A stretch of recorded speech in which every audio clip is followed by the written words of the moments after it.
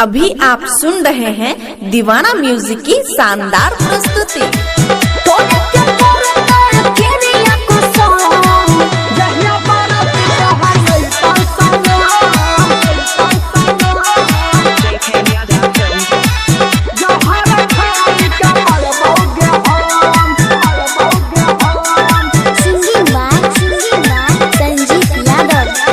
भूल जाइ है जानू हम छियौ मजबूर रहे परत रे तोरा से दूर। बात बुझे छी ना? हम कुछ न सुन। भूल जाइ है जानू हम छियौ मजबूर रहे परत रे तोरा से दूर। तोरे के परत क्रिया कसम, तोरे के परत क्रिया कसम। जहिया बारात तोहर यही तो सनम, जहर खाई के मरबौगे एहन मत करिहे। जहिया बारात तोहर यही तो सनम, जहर खाई के मरबौगे पागल भे गेली की तू?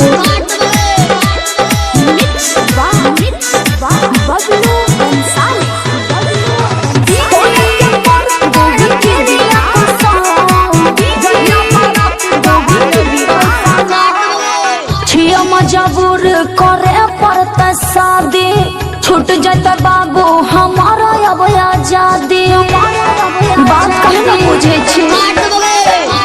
छियो मजबूर करे पड़ता शादी, छूट जाता बाबू हमारा अब आजादी। तोरा से अलग हम जी नहीं पाइबौगे, काहेला? तू भूल जेबी मगर हम नहीं भुलाइबौगे। देखियो तोरा दिल के जखम, कोनो देखियो तोरा दिल के जखम। जहिया बारात तोहर यही तो सनम, जहर खाई के मरबौगे एहन काम नहीं करिहे। जहिया बारात तोहर यही तो पगलाइ छी सनम, की? जहर खाई के मरबौगे हम। अरे बाप रे बाप।